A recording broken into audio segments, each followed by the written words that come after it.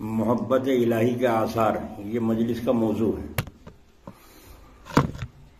ارشاد فرمایا کہ اصول اور ترتیب کے خلاف اتفاقی بات ہے کہ کوئی کامیاب ہو جائے۔ اصول اور ترتیب کے خلاف اتفاقی بات ہے کہ کوئی کامیاب ہو جائے، لیکن وہ اصول نہیں ہے، وہ تو اتفاقی بات ہے، اور اتفاقی بات کو اصول نہیں کہتے۔ اتفاقی بات کو اصول نہیں کہتے، اسی لیے خلاف اصول اور خلاف طریق کسی کام کے کرنے سے اس کام میں کامیابی ہو جائے تو وہ ایک وقتی چیز ہے، اس میں حق تعالی کی کوئی حکمت ہے مگر وہ اصول نہیں ہے، اصول اپنی جگہ پر رہے گا۔ بد اصولی سے کامیابی اگر ہو جائے تو وہ اصول نہیں ہے، رہے گی بد اصولی، لیکن کامیابی جو ہوئی ہے اس میں اللہ تعالیٰ کی کوئی حکمت ہے مگر وہ اصول نہیں ہے، اصول اپنی جگہ پر رہے گا۔ یہ خلاف اصول کامیاب کیوں ہوا؟ اس لیے کہ اس میں حق تعالیٰ کی کوئی حکمت ہے، وہ علیم ہے اور وہ حکیم ہے اور وہ قدیر ہے، جانتا بھی ہے، حکمت والا بھی ہے، قدرت والا بھی ہے۔ اس لیے اتفاقاً ایسا ہو سکتا ہے کہ طریق تو اختیار کیا تھا غلط مگر اس سے نقصان نہیں ہوا، طریقہ تو اختیار کیا تھا غلط مگر اس سے نقصان نہیں ہوا۔ ظاہری اسباب پر نظر رکھنے والا تو اس سے حیرت زدہ ہو جائے گا، مگر جو حکمت اور مصلحت کا قائل ہے اس کے لیے اس میں کوئی تعجب کی بات نہیں، چونکہ وہ اچھی طرح سمجھتا ہے کہ بندوق لگے اور نہ مرے، ایسا ہوتا ہے، اور ایسا بھی ہوتا ہے کہ بندوق کا نام بھی نہیں اور مر گیا، کہ بس ذرا سی بات سنی اور برداشت نہیں ہوئی اور دل کی حرکت بند ہو گئی، وہ مر گیا، تو اس کے کون سی گولی لگ گئی؟ اب وہ کبھی دل والا تعجب کر رہا ہے، ارے بھلا ایسی کیا بات ہوئی تھی، ایسا بھی کیا اثر ہوا؟ اس لیے ایک کے عمل کو دوسرے کے اوپر قیاس نہیں کر سکتے۔ جدا گانا طبیعت، جدا گانا عادت، جدا گانا دماغ ہوا کرتے ہیں، پھر یہ قیاس کیسا؟ یہ قیاس مال فارق ہے۔ چنانچہ اگر حضرت امام ابو حنیفہ رحمۃ اللہ علیہ آخر بڑھاپے کی عمر میں تمام عمر جاگتے رہے، تمام عمر ساری رات جاگتے رہے، تو اس کی معنی یہ نہیں ہے کہ میں بھی اس عمر میں تمام رات جاگتا رہوں، اس کا مطلب یہ نہیں ہوا۔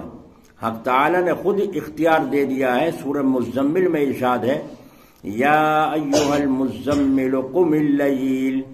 اب قم اللیل کے معنی یہ ہے کہ رات بھر کھڑے رہو اے چادر کے اوڑھنے والے۔ یہ محبانہ محبت کا انداز ہے، کیونکہ اس وقت آپ صلی اللہ علیہ وسلم چادر اوڑھ کر لیٹے ہوئے تھے، تو اس لیے حضور اکرم صلی اللہ علیہ وسلم کو اللہ تعالی نے یا ایھا المزمل کہہ کر خطاب فرمایا کہ اے چادر اوڑھ کر لیٹنے والے، تو یہ محبت کا انداز ہے۔ قم اللیل، کھڑے رہو رات بھر، تو دیکھو رات بھر کھڑے رہنے کو فرمایا، پھر آگے کیا فرمایا؟ الا قلیلا، مگر تھوڑی رات، مگر تھوڑی رات۔ اگر آگے کچھ نہ ہوتا تو آپ تمام رات کھڑے رہتے، لیکن آگے فرما دیا الا قلیل، مگر تھوڑا، تو اب تھوڑا کتنا؟ ہر ایک کا اندازہ الگ الگ ہے، اس لیے فرمایا نصفہ آدھی رات۔ اب اگر کسی آدمی میں آدھی رات کھڑے رہنے کی طاقت نہیں تو آگے ارشاد فرمایا اب انقص منہ قلیلا، آدھی رات یا اس سے بھی کم۔ اگر کوئی کہے کہ میں تو زیادہ جاگنا چاہتا ہوں تو فرمایا او زد علیہ، یا اس سے زیادہ، تو اختیار دے دیا اور تعین اٹھ گیا، متعین بات اٹھ گئی۔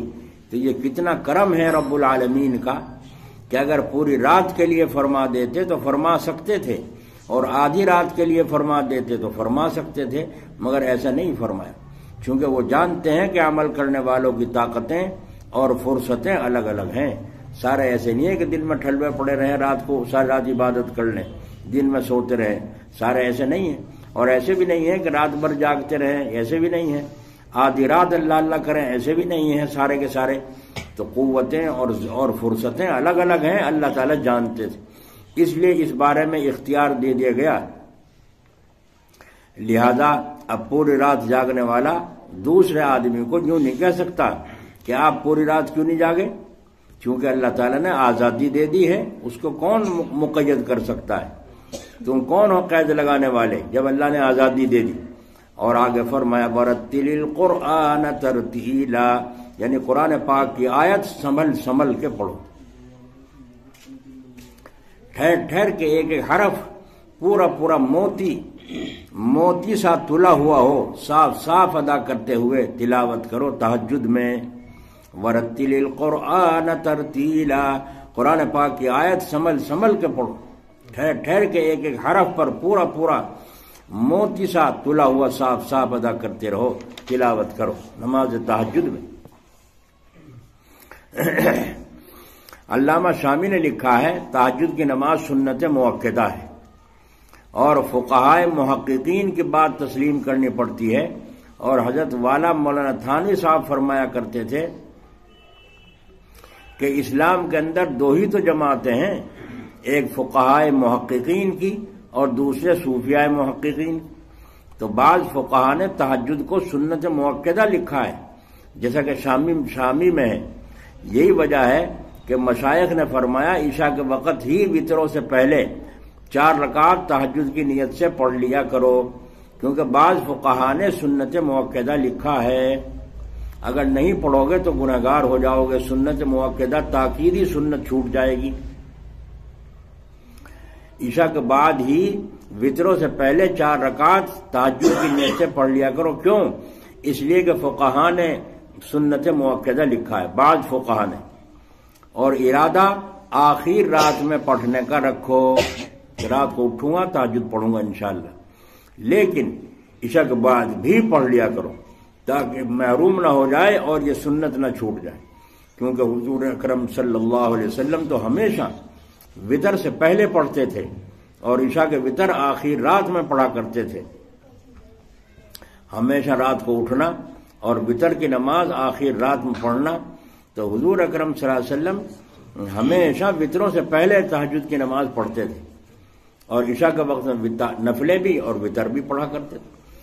بعض حضرات کے اس قسم کے خط آتے ہیں کہ ان میں لکھا ہوا میں ان میں لکھ دیتا ہوں کہ آپ مہربانی فرما کر عشاء کے وقت ہی وتروں سے پہلے پڑھ لیا کیجیے۔ آخر رات آخر شب تہجد کے وقت نہ رکھیے گا کہ میں عشاء رات کو تہجد میں ہی پڑھوں گا، کیوں کہ اگر آنکھ نہ کھلی تو رہ جائے گی، اور ایسا ہوتا ہے۔ 1 سال پہلے کی بات ہے، ایک دن عشاء کے وقت مجھے خیال ہوا کہ میں روزانہ توفیق الہی سے تہجد کے لیے اٹھتا ہوں۔ حضرت جی فرما رہے ہیں، اللہ ان کی قبر پر رحمت فرمائے، فرمایا میں روزانہ توفیق الہی سے تہجد کے لیے اٹھتا ہوں، اور یہ میں نے اپنی جوانی سے اختیار کر رکھا ہے۔ دیکھا، اپنی جوانی سے تہجد کو اختیار کر رکھا ہے، اور اب تو بڑھاپا بھی ہے، کمزوری بھی آ گئی ہے۔ تہجد کے لیے بفضلہ تعالی اٹھتا ہی ہوں، تو عشاء کے وقت تہجد نہ پڑھا کروں کہ میں تو اٹھتا ہی ہوں، توفیق الہی سے کبھی اس کے خلاف نہیں ہوا۔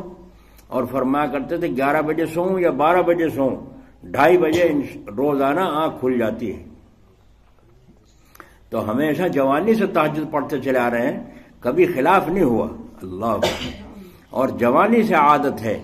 اگر میں یہ کہہ دوں کہ نوجوانی سے عادت ہے تو شاید غلط نہ ہو، یعنی جوانی سے پہلے سے، جیسے جوانی شروع ہوتی ہے 12-13 سال کی عمر سے تہجد، تو شاید غلط نہ ہو، تہجد کا چھوٹا نہیں۔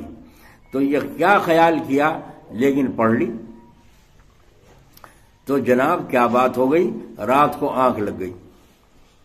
ممکن ہے گھڑی بجی ہو، الارم بجا ہو اور یا نہ بجا ہو، مگر آنکھ نہ کھلی اور تہجد کا وقت نکل گیا۔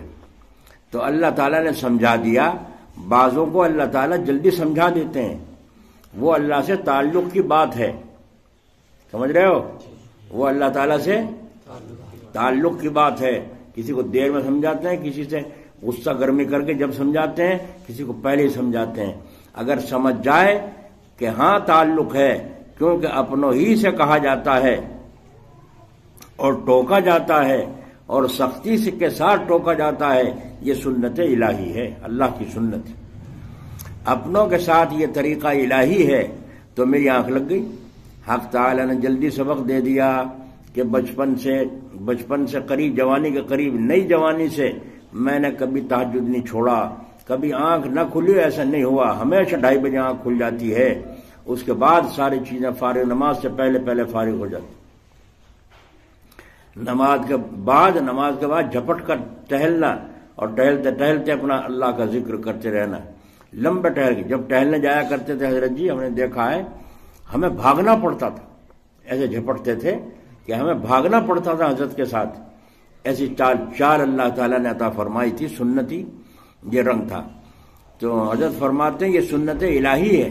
میری اس دن آنکھ لگ گئی، میں نے سوچا رات کو تو اٹھتا ہی ہوں ہمیشہ، اور اتنے جوانی سے پہلے سے پڑھتا چلا آ رہا ہوں، اب تو کیوں نہ تو رات کو پڑھا کرو۔ وہ پہلے ہی دن آنکھ نہیں کھلی، حق تعالیٰ نے جلدی سبق دے دیا کہ اوہو، میں تو یہ خیال کر رہا تھا کہ کیا ضرورت ہے عشاء کے وقت پڑھنے کی، کہ ضعیفی بھی ہے، کمزوری بھی ہے، مگر یہ خیال غلط ثابت ہو گیا۔ ممکن تھا کہ اس دن اگر میری آنکھ نہ لگ جاتی تو شاید پھر آئندہ وتروں سے پہلے پڑھنے کا معمول میں چھوڑ دیتا، اور اس دن آنکھ نہ لگتی تو پھر وہ وتروں سے پڑھنے کا جو معمول تھا 12 مہینے کا، وہ میرا چھوٹ جاتا۔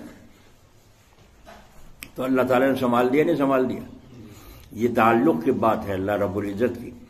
حضرت معاویہ رضی اللہ عنہ کی ایک مرتبہ تہجد کے لیے آنکھ نہ کھلی، تہجد قضا ہو گئی، تو اب تمام دن روتے رہے، ہائے کون سے گناہ کی نحوست آئی، یا اللہ آج میری تہجد کی نماز چھوٹ گئی۔ حضرت امیر معاویہ رضی اللہ عنہ، ہماری سمجھ میں آئے یا نہ آئے، لیکن ان سے پوچھو، کیونکہ حق تعالیٰ سے تعلق کے برابر تو کوئی تعلق ہے ہی نہیں، اللہ تعالیٰ سے تعلق کے بڑھ کر کوئی تعلق اس کے برابر ہے ہی نہیں۔ ان سے پوچھو جن کا تعلق رب العالمین سے ہے، اور آج تہجد کی نماز چھوٹ گئی تو ان سے پوچھو کیا بیت رہی ہے۔ اگر محبت کا تعلق کسی مخلوق کے ساتھ ہی ہو جائے تو اس سے پوچھو کیا ہوتا ہے، ہمیں کیا خبر، ہم تو اعتراض ہی کریں گے، رونے کی کیا بات تھی، تعجب ہی کریں گے، سارے دن روتے گزار دی تہجد پر۔ لیکن کوئی ان جیسا ہو تو وہ اعتراض نہیں کرے گا۔ چنانچہ مولانا روم نے لکھا ہے کہ لیلا نے سب بھکاریوں کو ایک بھکاری کو بھیک دے دی، جو کاسا لیے کھڑے تھے مانگنے آئے تھے، سب کو لیلا نے بھیک دے دی۔ جب مجنو کی باری آئی تو مجنو کا پیالہ چھین لیا اور زمین پر دے مارا۔ دیکھا، پیالہ بھی چھین لیا جسے بھیگ لینا آیا تھا، اور زمین پر اسے دے مارا، پیالہ ٹوٹ گیا۔ سب کو تو بھیگ دے رہی ہے، اور مجنو صاحب ناچنے لگے۔ جب پیالہ لے کے زمین پہ دے مارا اور وہ پھوٹ گیا تو مجنو صاحب کیا کرنے لگے؟ جب کسی نے مجنو سے کہا تو جواب دیا، تم کیا جانو، اس لیے کہ وہ آپ کی سمجھ میں نہیں آئے گا، غیروں کو تو بھیگ دے رہی ہے، اور اپنے کا پیالہ ہاتھ سے چھین کر پٹک بھی رہی ہے، اور پیالہ ٹوٹ بھی گیا ہے، تو اس سے پوچھو تمہیں کیا پتا۔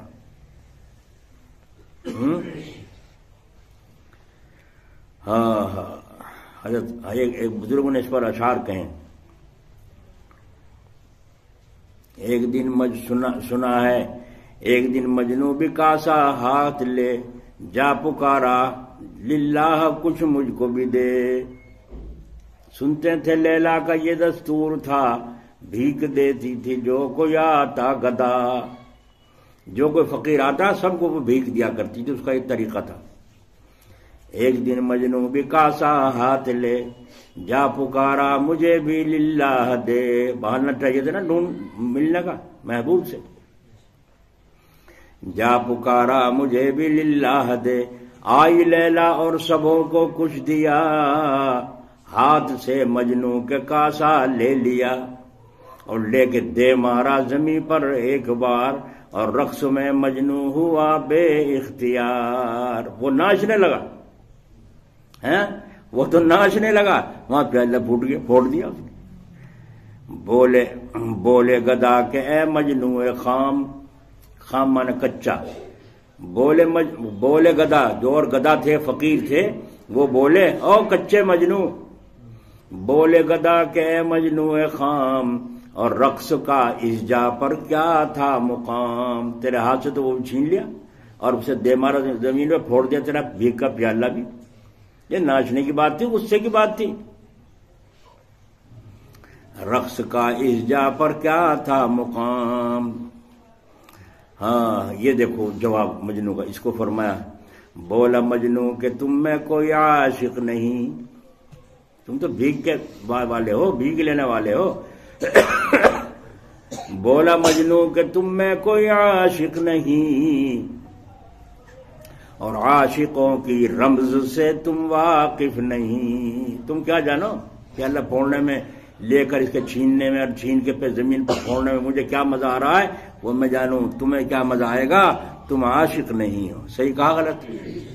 صحیح۔ ہاں اس سے پوچھو تمہیں کیا پتا، دوسرے کو اپنے پر قیاس کر لینا کیسے صحیح ہو سکتا ہے؟ محبت الگ الگ ہے اور اصل محبت کے آداب الگ الگ ہیں۔ الذین آمنوا اشد حبا للہ، کہ یہ مومن کی شان تو حق تعالیٰ کے ساتھ اشد محبت کی ہے، یعنی عشق کی ہے۔ محبت اللہ تعالیٰ سے مومنوں کو سب کو ہے، لیکن کمال کی محبت ہے، آثار الگ الگ ہیں، آثار محبت کے ہر مسلمان کے الگ الگ ہیں۔ اللہ اکبر۔ پاکستان جب تک نہیں بنا تھا، ہندوستانی کا حصہ تھا، تو اس وقت میں ایک مکار نے، کافر نے حضور اکرم صلی اللہ علیہ وسلم کی شان میں گستاخی کی اور الگ کتاب لکھی، الٹی سیدھی باتیں اس میں چھاپ دیں بہت۔ حضرت عطا اللہ شاہ بخاری رحمۃ اللہ علیہ، اللہ ان کی قبر پر رحمت فرمائے، سارے عالم پریشان تھے۔ سید عطا اللہ شاہ بخاری نے تقریر کی اس کے خلاف، اس کتاب کے لکھنے کے خلاف تقریر کی، اور تقریر میں یوں فرمایا اے لوگو تم نہیں دیکھ رہے ہو حضرت فاطمہ رضی اللہ عنہ باہر نکل آئی ہیں مکان سے اور کہہ رہی ہیں میرے بابا کا دین لوٹا جا رہا ہے، اور تم مسلمانوں نوجوانوں کہاں سو رہے ہو؟ اور کہاں گئی وہ عورتیں جو پردہ نشین ہیں، ان کو فاطمہ الزہرا تنبیہ کر رہی ہیں تم نے ایسے بچے جنے جو میرے بابا حضور اکرم صلی اللہ علیہ وسلم کی عزت پر کیچڑ اچھالا جا رہا ہے اور تمہارے بچے مزے کرتے پھر رہے، مستی کرتے پھر رہے۔ ایسی جوشیلا بیان جو فرمایا، سارے سن کے کوئی رو لیا، کسی نے ارادہ کرا جا کے مشورہ کریں گے۔ ایک لڑکا تھا ان میں، تیلی کا لڑکا تھا، وہ ذہن سے نام نکل گیا، پہلے بتایا تھا میں نے۔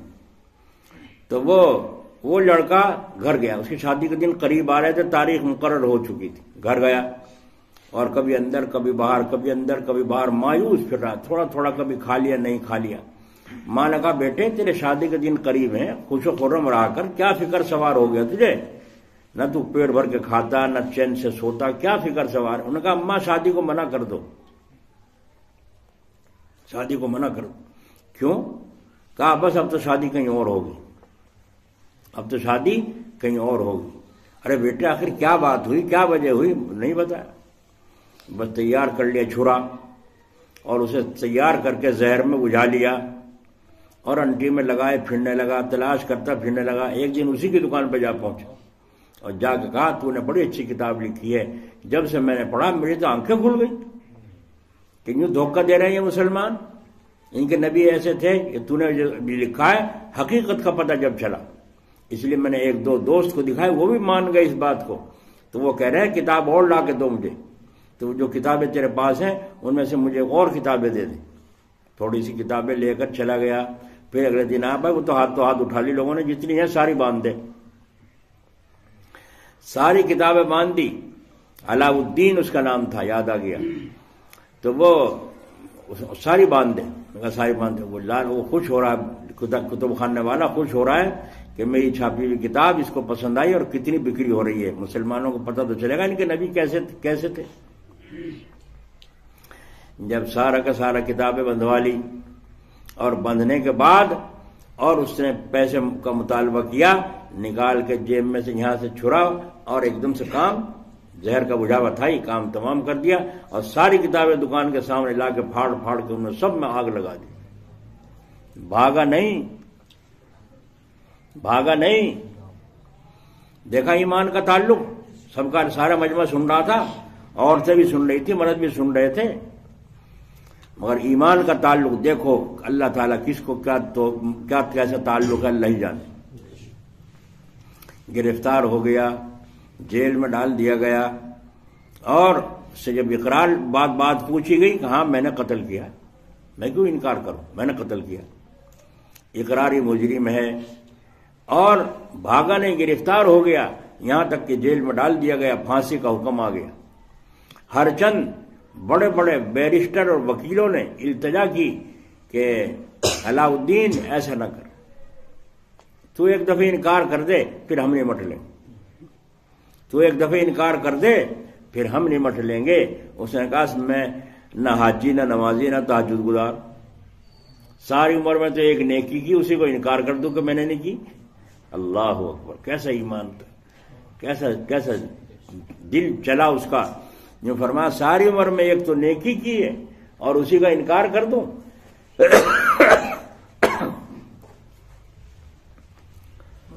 اللہ اکبر.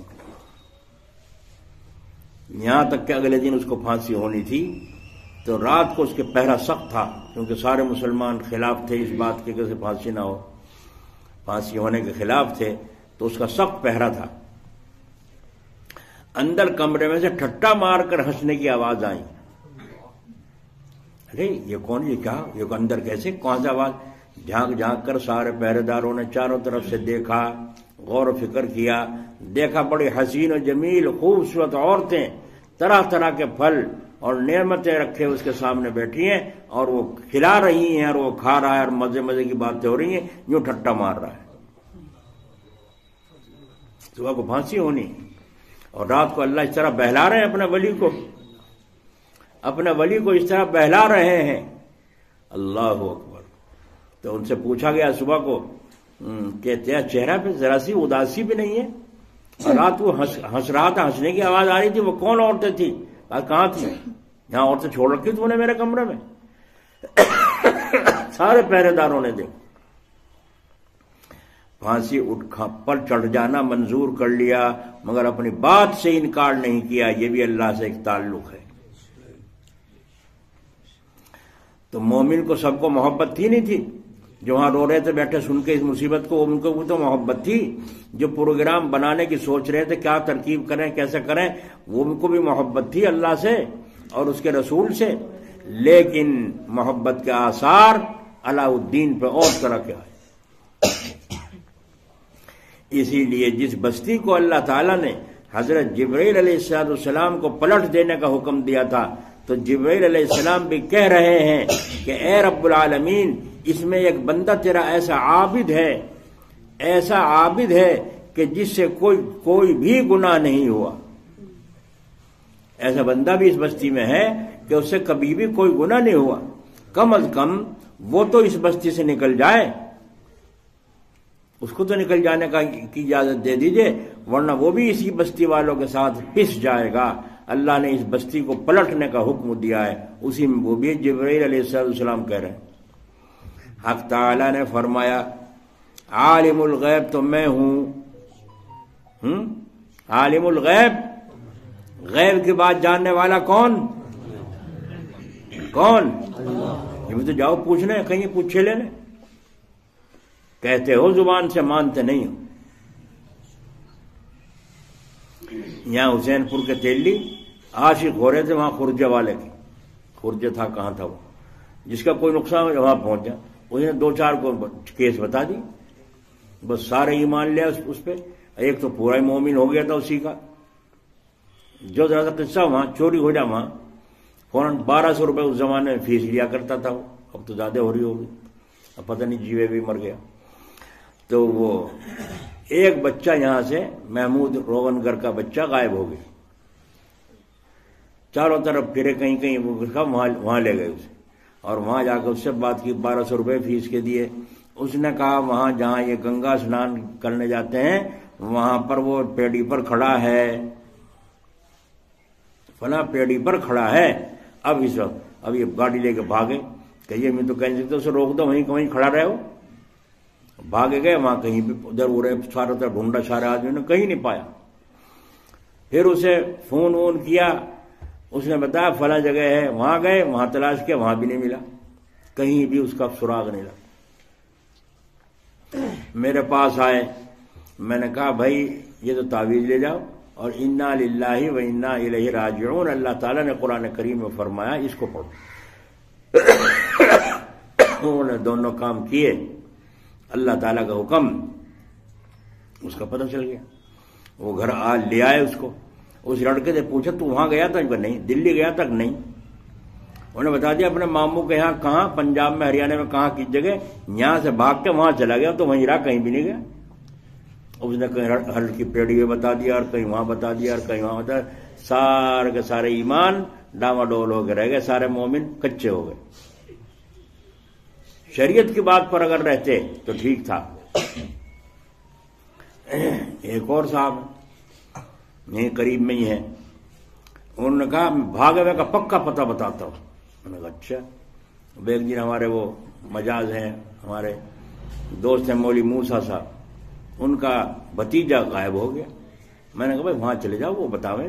گارنٹی سے بتا دوں، میں تو جانتا نہیں ان چیزوں کو، میں نہیں جانتا، میں تو تعویذ دے دوں، پڑھنے کو بتا دوں، دعا کروں، 3 کام میرے ذمہ، اور میں جانتا نہیں کہاں گیا کہاں نہیں گیا۔ اس کے پاس گئے، انہوں نے بتا دیا کاکڑا جو گاؤں ہے اس کے داہنی طرف جو ہے، کاکڑ سڑک کی داہنی طرف 2-3 ٹیوبویل ہیں، تینوں پاس ہیں، ان 3 ٹیوبویلوں میں سے ایک ٹیوبویل میں ہے۔ بھاگے وہاں گئے، جا کے 3 ٹیوبویل دیکھ لی، سارے مکان کھیت کیار سارے دیکھ لیے، کہیں پتہ نہیں چلا۔ پھر اسے فون کیا، ان صاحب کو فون کیا، انہوں نے بتایا وہاں سے تو چلے آئے بھائی، اور یہاں کپور گڑھ جو گاؤں ہے وہاں ایک کھیت میں ہے۔ اب بھاگے، یہاں پولیس کو لے گئے، یہاں آئے، یہاں ڈھونڈتے پھر ایک عورت ملی گھسیاری، اس سے پوچھا اتنا عمر کا لڑکا ہے، تو نے دیکھا یہاں کوئی جنگل میں؟ انہوں نے کہا ہاں ایک آدمی کے ساتھ جاتا رہا تھا۔ یہ پکا یقین ہوگا، پکا یقین ہوگا کہ بس یہی ہے۔ پھر اکھوں کو چھانتے، وہ کہیں بھی پتہ نہ چلا۔ جب پتہ نہ چلا پھر مجھے میرے پاس آئے، میں کہا بھائی جو میں نے کہا تھا وہی کرو، اصل تو غیب کا علم اللہ ہی کو ہے۔ کیوں چھپا رکھا اللہ نے؟ کیوں تمہیں پریشان کر رہا ہے؟ کیوں انہیں پریشان کر رہا ہے؟ وہ اللہ جانے حکمت، اس کی حکمت ہے۔ تمہیں جو کہا وہ کرو۔ الذین اذا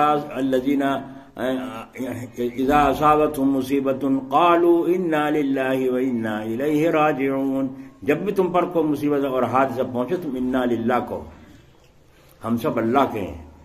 انا للہ کا مطلب یہ ہم سب اللہ تعالیٰ کے ہیں۔ وَإِنَّا إِلَيْهِ راجعون، اور ہم سب کو اسی کی طرف لوٹ کر جانا ہے نا، ملکیت اسی کی، اسی کے پاس جانا ہے، تو ہم اپنے کیا چلاویں، کیا کر سکیں ہم؟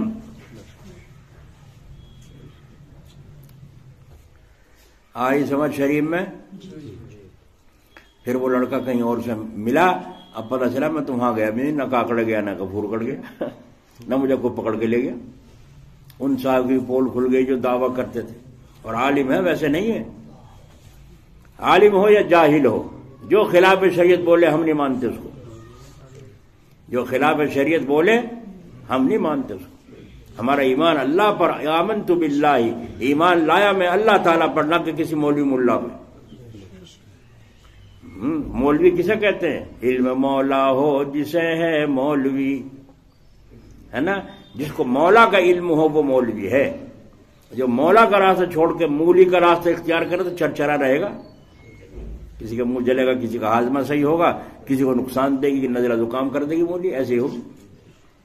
تو مولی اور مولا، تو مولی والا نہیں مولا والا ہونا چاہیے۔ تو اس لیے میں عالم الغیب پر بات سنا رہا تھا میں، کہ علم غیب صرف اللہ تعالیٰ کو۔ حضرت تھانوی رحمۃ اللہ علیہ کے پاس ایک پنڈت آیا، اس نے دعویٰ کیا میں غیب کا علم جانتا ہوں، آپ مجھ سے پوچھیے، کل کی بات پوچھ لو، کل کو بارش کیسے ہوگی نہیں ہوگی، کیا ہوگا، جب کل کی بات پوچھ لو۔ حضرت نے فرمایا نہیں، کوئی نہیں جانتا، غیب کا علم اللہ تعالیٰ کو ہے۔ اس نے کہا بھائی صاحب میں کہہ رہا ہوں میں جانتا ہوں، آپ پوچھیے کل کی بات، کوئی جو کچھ کل کی پوچھ لیجیے۔ حضرت نے فرمایا ماننے کا نہیں، اس کی عقل صحیح نہیں ہے۔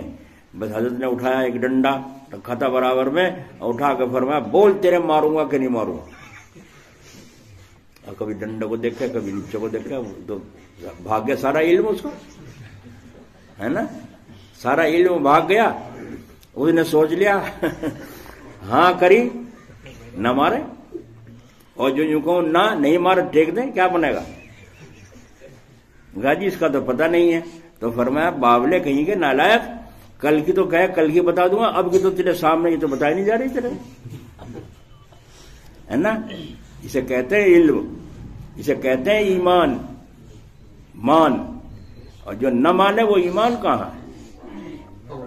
ایمان کہاں ہے؟ اللہ اکبر، علم غیب۔ تو علم غیب کس کو ہے؟ اللہ تعالیٰ کو، کسی کو کچھ خبر نہیں۔ اسی لیے حضرت تھانوی نے فرمایا اپنے کو سب سے کم درجے کا سمجھو، یہاں تک کہ کافر کو بھی اپنے سے گھٹیا نہ سمجھو۔ کیا خبر ہے کل کو میں بدل جاؤں، کافر ہو کے مروں اور یہ ایمان والا ہو کے مرے، ہے نا۔ غیب کا علم کس کو ہے؟ ہمیں کیا خبر کس حال میں موت آئے گی۔ یہ کبھی کسی کو حقیر نہ سمجھو، نہ کسی بے نمازی کو حقیر سمجھو، نہ کسی کافر کو بے نمازی حقیر سمجھو۔ کیا خبر کل کو اللہ اسے ایمان کی دولت دے دے، یہ اللہ کا ولی بن جائے اور میرا پیر ایسا پھسلے کہ میں نہ دین کا رہوں نہ دنیا کا رہوں۔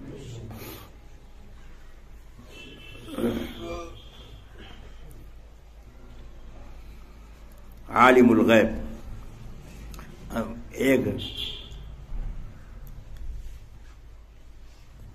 پچھلے اتوار کو ایک عورت آئی، مرد ساتھ میں تھا، کہنے جی مٹی لائے گھر کی تمہارے پاس دکھانے کو۔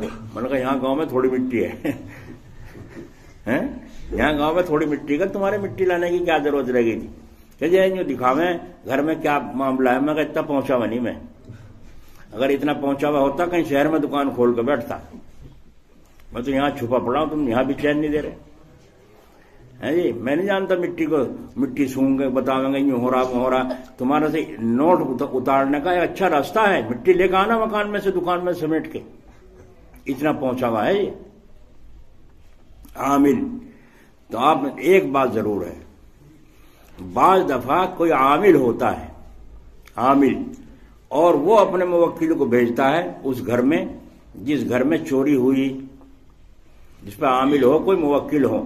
اس نے جا کے گھر والے جو جنات رہتے ہیں ان سے پوچھا اس کا بڑھیا کا لوٹا گم ہو گیا، تمہیں کچھ پتا ہے کسی کو؟ تو ایک عورت بولی اسی گھر میں جناتوں میں سے، ہاں مجھے پتا ہے۔ کہا ایک محلے میں سے بڑھیا آئی تھی اس کے ملنے والی، یہ نماز پڑھ رہی تھی اور چپکے سے پیچھے سے چادر میں اٹھا کے لے کے بھاگ گئی تھی۔ میں نے کہا اچھا، انہوں نے آگے بتا دیا، اس نے آگے بتا دیا فلاں بڑھیا اس کی ساتن ہے، یہ سہیلی ہے، اور وہ بڑھیا وہ لے گئی یہ لوٹا۔ انہوں نے کہا اچھا۔ اس نے کہا ایسا نہ ہو مکر جائے، انکار کر بیٹھے، میں تو نہیں لائی، خدا کی قسم، قرآن کی قسم، مکہ مدینہ کی قسم، سب کو لپیٹ دے گی قسم، جھوٹی قسم، لوٹا چھپانے کے بعد میں نہیں لائی۔ اب پتہ لگاؤ پکا سا پتہ لگاؤ۔ اس نے کہا اب تم وہاں جاؤ جہاں کی وہ بڑھیا تھی، اس نے لے جا کر کہاں رکھا ہے۔ اب وہ جن وہاں پہنچا اور وہاں کے گھر والوں سے، جن جو اس گھر میں جنات رہتے ہیں، ان سے جا کے پوچھا یہ بڑھیا ایسا ایسا لوٹا لائی تھی کہاں سے؟ کہاں لائی تو تھی، کہاں گیا؟ ایک نے کہا میں نے دیکھا تھا اس صندوق میں رکھا، اور صندوق میں گھس کے دیکھا تو واقعی رکھا ہے۔ اس نے آ کے کان میں اپنے موکل سے کہہ دیا اپنے عامل سے کہہ دیا فلاں مکان کمرے میں ایک صندوق ہے، صندوق میں دانی طرف کونے میں لوٹا رکھا ہوا ہے۔ اب یہ چپکے سے ایک دم تیار ہو کے چھاپا مار وہاں پہنچے، چاہے پولیس کو ساتھ لے گئے ویسے۔ اب جا کے چھاپا مارا تو اسی صندوق میں اسی کونے میں لوٹا مل گیا۔ اب بڑھیا سے کہا بڑھیا یہ چوری کر کے لائی، ساری عمر کی ساتن سہیلی۔ تو ایسا اگر کوئی عامل ہو اور اس طرح موکلوں کے ذریعے وہ پتہ لگا دے کہ فلاں جگہ ہے رکھا ہوا ہے، چلو میں بتاؤں، اور جا کے تمہیں وہاں مل جائے تو اس کا معاملہ تو الگ ہے نا. مجھے تو سراغ لگا دے, سی آر ڈی سراغ لگاتے ہیں, سی آر ڈی سراغ لگاتے ہیں, ورنہ رہا علم غیب سوائے اللہ رب العزت کے کسی کو نہیں. انک انت علام الغیوب. مجھے ہی پتہ نہیں شام کو میں کھانا پکوا رہا ہوں, جو مجھے کھانا نصیب ہوگا کہ نہیں ہوگا مجھے ہی پتہ نہیں.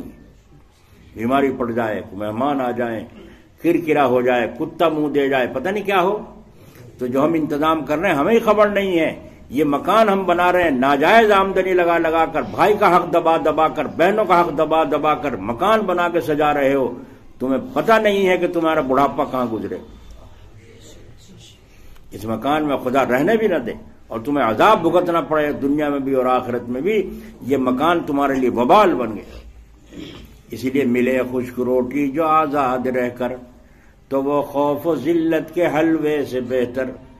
جو ٹوٹی ہوئی جھونپڑی بے ضرر ہو, بھلی اس محل سے جہاں کچھ خطر ہو. جس محل میں خطرہ ہو دنیا کا یا آخرت کا, اس سے بہتر جھونپڑی ہے. سمجھ میں آئی؟ بڑی بڑی بلڈنگیں بنا کر دیکھو, نواب لوگ مر گئے, ان مکانوں میں کتے بھی رہنے کو تیار نہیں آج. اپنے قریب شاہپور جا کے دیکھ لو, اور جگہ جا کے دیکھ لو جہاں جہاں نواب تھے, اور جن کے گھروں کے اندر اللہ اس کے رسول کا نام زندہ رہا, ان کے مکان, ان نوابوں کی زندگی آج بھی موجود. جاؤ باغپت جا کے نواب صاحب کا دیکھ لو. ہر جمعے کو ہم نے دیکھا حضرت جی کے یہاں جلال آباد مجلس میں نواب صاحب آتے تھے, مجلس میں شریک ہوتے تھے. ایک دفعہ کار کے پیچھے وہ چھوٹی سی وہ لگ رہی تھی گاڑی سی, اس میں تھے گنے. میں نے کہا بھائی یہ گاڑی سی کیسی لگ رہی ہے؟ کار میں نواب صاحب کی ہے. نواب صاحب حضرت جی کے گھر والوں کے لیے گنے لائے ہیں, تحفہ ہے نا, شہر والوں کے لیے تو گنا, تو حضرت جی کے بچوں کے لیے گھر والوں کے لیے گنے لائے ہیں. تو وہ اس میں رکھ کر لائے ہیں, وہ پیچھے جوڑ رکھی تھی گاڑی کے, کیا کہیں اسے, تو اس میں جوڑ. تو اب دیکھیے آپ, ہر جمعے کو ہم نے وہاں دیکھا ہے حضرت کے یہاں, اور ویسے تو الگ رہتی تھے. میں تو جب کہ بتا رہا ہوں جب حضرت جی تھے جی. پھر یہ دیکھا آپ نے کاندل حضرت جی کے پاس جانا آنا, بزرگوں سے وہاں اپنے یہاں بلانا. حضرت مولانا ابرار الحق صاحب ہردوئی حضرت تھانی کے خلیفہ جب باغپت تشریف لائے تو نواب صاحب کے یہاں قیام تھا. اس کا محل آج بھی زندہ ہے نہیں ہے بولو, ہے. اور ہمارے مارول کہاں گئے وہ؟ ہمارے مارول تو ہمارے سامنے اجڑ رہے ہیں, چھن رہے ہیں مکان. تم اللہ کو ناراض کر کے زندگی گزارنا چاہو, چین سے رہنا چاہو, نہیں چین نصیب ہو.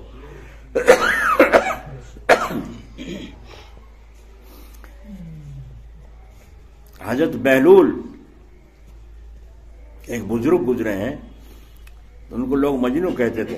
ایک جگہ جنگل میں پتھر, درخت کے نیچے پتھر رکھ کے سر کے نیچے بڑا مستی کے ساتھ خراٹے لے کے سو رہے ہیں, اپنا پیالہ برابر میں رکھا پانی پینے کا کھانے کا. تو ایک بڑا مالدار آدمی ادھر سے گزرا, دیکھا یہ کون آدمی اتنے خراٹوں سے سو رہا ہے. بکھڑا ہو کے یوں تکنے لگا اور تک کہنے لگا, ارے اللہ کے بندے تو کتنا بے فکرہ ہے, کیسی گہری نیند تجھے آ رہی ہے, ہمیں تو کبھی رات کو بھی ایسی نیند نہ نصیب ہوئی, رات کو بھی نیند نصیب نہ ہوئی. حضرت کی آنکھ کھل گئے, فنا کیوں, کیا کھڑا بڑبڑا رہا ہے, کیا کھڑا بڑبڑا رہا ہے, میری طرف کو کیا دیکھ رہا ہے؟ انہوں نے کہا بڑبڑا نہیں رہا ہوں, تمہاری اس اتنی مستانہ نیند پر اپنا ہاتھ مل رہا ہوں کہ مجھے کبھی ایک رات بھی ایسا سونا نصیب نہیں ہوا. تو فرمایا اپنے مقدر میں اینٹ مار. مجنو کی تو ایسی بات ہو نا, اپنے مقدر پہ اینٹ مار. کیوں؟ اس لیے کہ تو نے اپنے ذہن کو, دماغ کو صحیح راستے کی طرف نہیں چلایا. اہدنا الصراط المستقیم. تو ایسا آدمی حضرت جی جلال آبادی رحمۃ اللہ علیہ سے ایک شخص نے کہا, جی ہمارے ایک مولانا آتے ہیں اور وہ خراٹے بڑے لے کے سوتے ہیں, بڑے خراٹوں کے ساتھ سوتے ہیں, کئی عالموں کو اس طرح سونا چاہیے. تو حضرت نے فرمایا, ارے یہ تو عین سنت ہے, یہ تو عین سنت ہے. اللہ کے نبی صلی اللہ علیہ وسلم بھی خراٹوں کے ساتھ سویا کرتے تھے, یہ تو عین سنت ہے. اللہ کا ولی اللہ پہ بھروسہ کر کے پاؤں پھیلا کے بے فکر سو جاتا ہے. نیند تو انہیں نہیں آتی جنہوں نے حرام کے لقمے اکٹھے کر کے اور مکان بنایا ہے حرام کے پیسوں سے. ساری رات سوچے چور یہاں کو نہ آ جائے, چور یہاں کو نہ آ جائے. ایک دن ایک آدمی ملا ہمیں, بندوق لایا تھا وہ. ہمیں نے پوچھا دیکھے بھائی بندوق لائے ہو؟ ہاں جی ہے. میں نے کہا اب تو بے فکر ہو گئے ہوگا, مستی سے سوتے ہوگے رات کو, بندوق آ گئی. مالدار آدمی تھا تو کہنے لگا جی بس مصیبت ہے. میں نے کہا کیا؟ اب جب سے مصیبت آئی اس کا پہرا دینا پڑے, رات کو سوتا نہیں, کہیں چور آ کے بندوق نہ چھین لے. صبح کو جب سب اٹھتے ہیں جب میں سوتا ہوں, تو بتاؤ بندوق سے راحت ملی؟ اور اللہ کا ولی اللہم بسمک اموت واحیا, مستی کے ساتھ پاؤں پھیلا کے سو گیا اللہ پر بھروسہ کر کے. کیونکہ اللہ سوتے سوتے آدمی جو مستی سے سو رہا ہے اس کی کیسی حفاظت کرتا ہے. فرشتوں کو حکم دیتا ہے اس کی ایک کرمٹ سو نہ جائے, خون اس کی نسوں میں رک نہ جائے, اسے کرمٹ دے دو, تو فرشتے اسے کرمٹ دے دیتے ہیں. ادھر کا خون جاری ہو جاتا ہے, اس کرمٹ کا خون نسوں میں جاری ہو جاتا ہے. پھر ادھر کی کرمٹ دلوا دیتے ہیں تاکہ اس کا خون جاری رہے. تو اللہ تعالیٰ نے اس کی روح نکالی ہے ایک قسم کی, تو اس کی روح جو دوسری اس کے بدن کو پال رہی ہے اس میں اللہ اس کی کس طرح مدد کر رہے ہیں سوتے. ناک میں کوئی کیڑی نہیں گھستی, اگر کوئی گھسنے کی کوشش بھی کرے گا تو بال کھڑے کر دیے دروازے میں, ہے نا. اس میں الجھ پلجھ ہوگی, سانس گرم گرم اندر سے آگا, گھبرا کے اپنا بھی الٹی ہو جائے, ہے نا. کانوں پہ میں اگر گھسنا چاہے گی تو کان کا اونچے نیچے ایسے کھڈے بنا دیے, جب چلے گی تو کان میں رہے اس کے چلنے کی آواز ایسی بری محسوس ہوگی. یہ سوتا سوتا بھی ہے تو اٹھے گا, اور نہ اٹھا تو ہاتھ تو زور سے مار کے جھڑکی دے گا. کیا آفت ہے نا. دیکھا اللہ تعالیٰ کی تربیت رب. تو بات اس پر چلی تھی, اللہ تعالیٰ نے اس بستی کو الٹنے کا حکم فرمایا. تو اب جبرائیل علیہ السلام نے کہا یا اللہ اس میں ایک ایسا عابد ہے جس سے کوئی گناہ کبھی نہیں ہوا, کم از کم وہ تو اس بستی سے نکل جائے, وہ بھی اس بستی والوں کے ساتھ پس جائے گا. حق تعالیٰ نے فرمایا عالم الغیب تو میں ہوں, اندر کی بات کو جاننے والا تو میں ہوں, اس عابد سمیت ہی اس بستی کو پلٹ دو. لو بھائی, اس اللہ والے کے ساتھ سمیت ہی بستی کو پلٹ دو, یہ ساری بستی اسی کے اوپر پلٹ دو. چنانچہ وہ بزرگ بھی اسی میں مارے گئے. اللہ تعالیٰ نے فرمایا اس بستی کے رہنے والے گناہ کا کام کرتے تھے, اور یہ ان لوگوں کو گناہ کرتے ہوئے دیکھ کر ہاتھ سے نہیں روکتا تھا. اس لیے نہیں روکتا تھا کہ خوف کھاتا تھا کہ یہ تو بہت سخت لوگ ہیں. زبان سے بھی نہیں روکتا تھا, اگر زبان سے روکوں گا تب بھی بڑے سخت لوگ ہیں, نہ معلوم میرا کیا بنا دیں گے. اور دل کے حال سے تو کوئی واقف ہی نہیں ہوتا, اس سے تو میں ہی واقف ہوں. نہ کبھی ہاتھ سے اس نے روکا برائی کو, نہ کبھی زبان سے روکا, اور دل تو میرے قبضے میں جانتا ہوں دل کے اندر کیا تھا اس کے. تو پھر یہ کیا بات ہے کہ بستی کے لوگ گناہ پر گناہ کرتے رہتے تھے اور اس کے دل پر کوئی صدمہ نہیں ہوتا تھا. ایک دن بھی کھانا چھوڑا اس نے, ایک دن بھی اس کی نیند خراب ہوئی اس وجہ سے کہ بستی میں کیا کیا حال ہو رہا ہے, میں کس طرح قابو پاؤں اور کیا کروں. پیشانی پر بل بھی نہیں آتا تھا, چہرے پر تغیر تبدل بھی نہیں آتا تھا.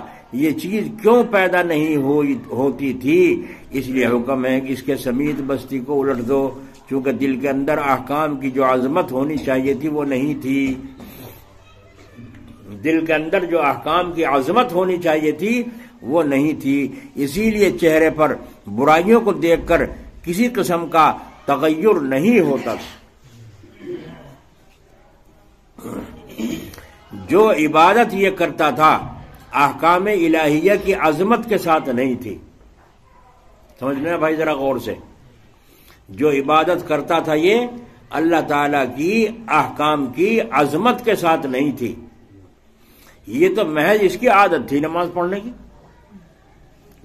کی عادت پڑ گئی تھی اس کو, تہجد میں اٹھنے کی عادت پڑ گئی تھی اس کو. اگر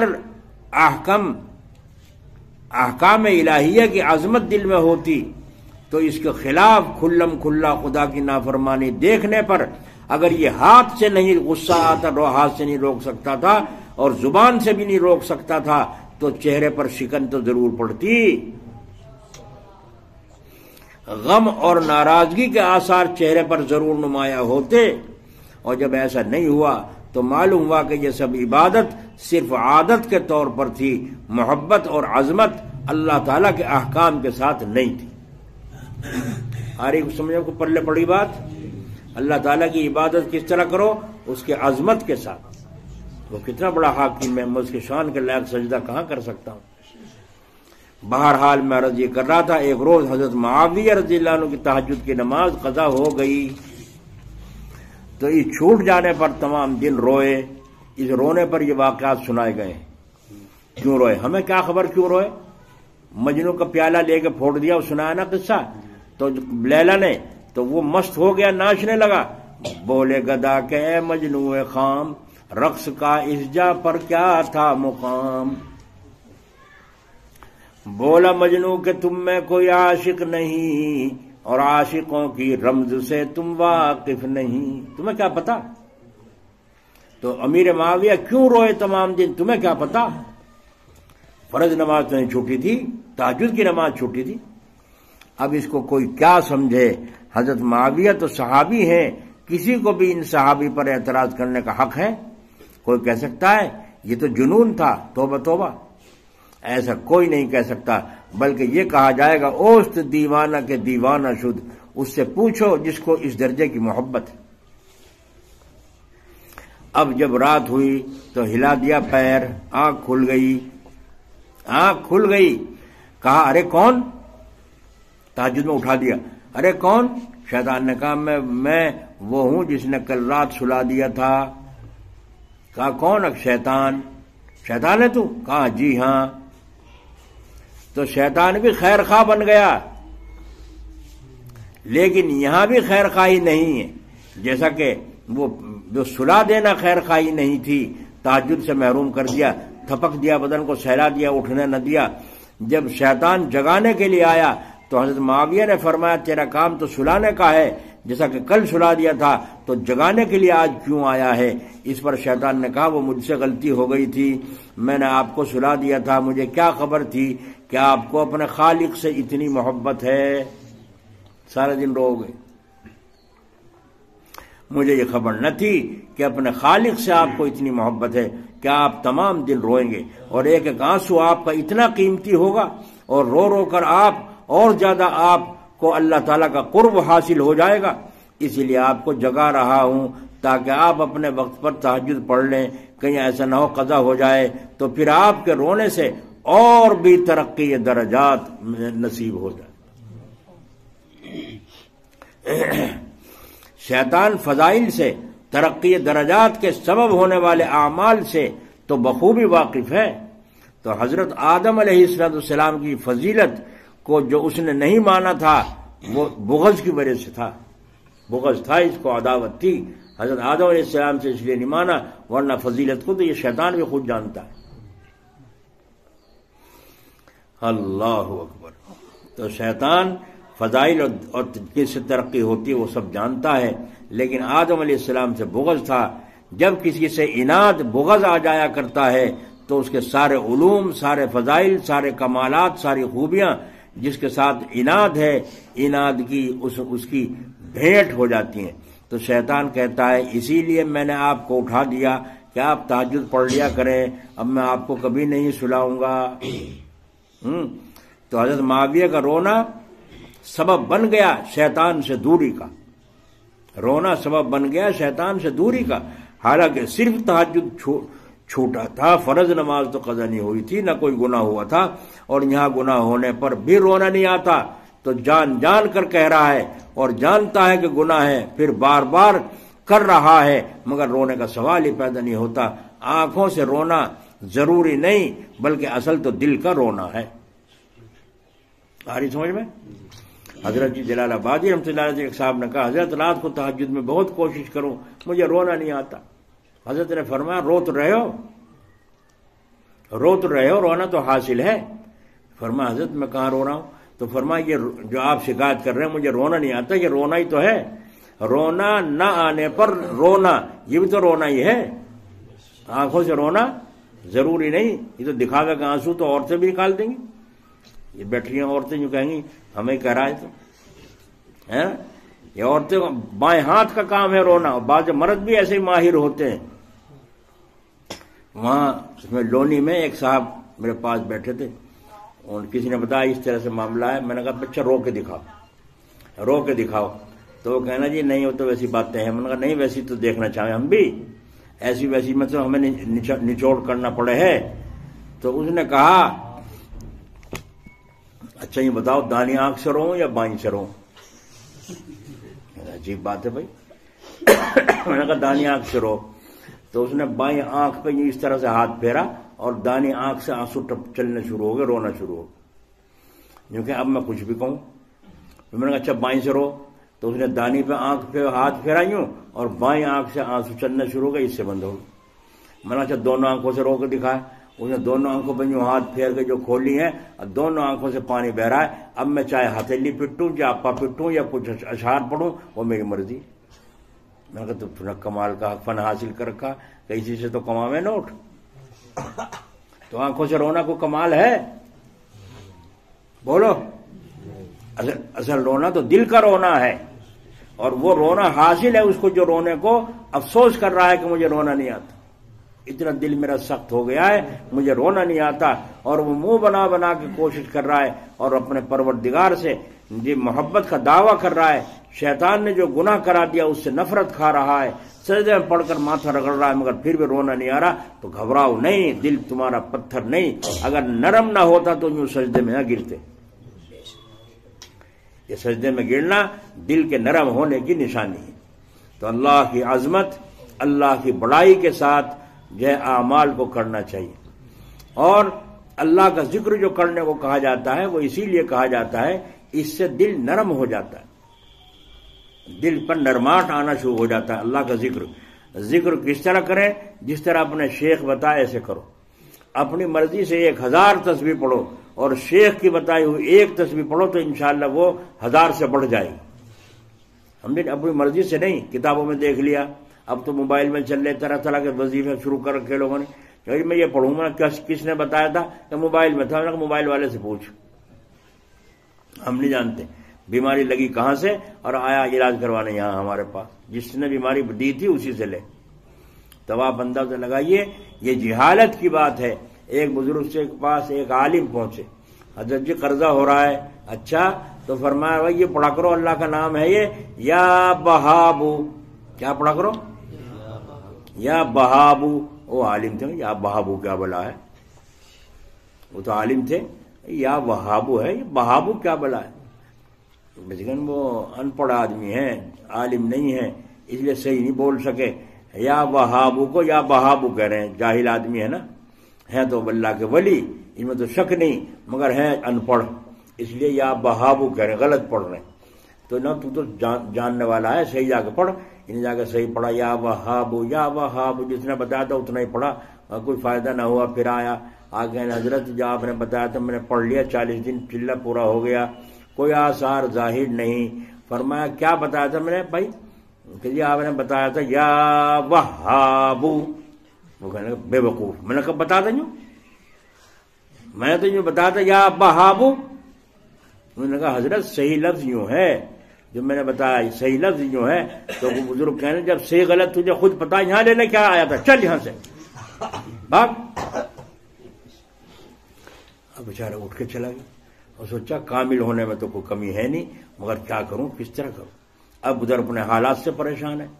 بس جا کے کہا جس طرح بتایا بھائی چل الٹا ہی پڑھ لوں, جیسے یا بہابو یا بہابو. اللہ کا حکم ہوا, وہ سارا کا سارا ملبہ اتر کے بھاگ گیا, سارا بوجھ ہلکا ہو گیا. ایسے اسباب اللہ نے پیدا کیے, وہ معاملہ ختم ہو گیا. تو کسی اور بزرگ سے کہا کہ اس طرح معاملہ پیش آیا, یہ کیا معاملہ ہے؟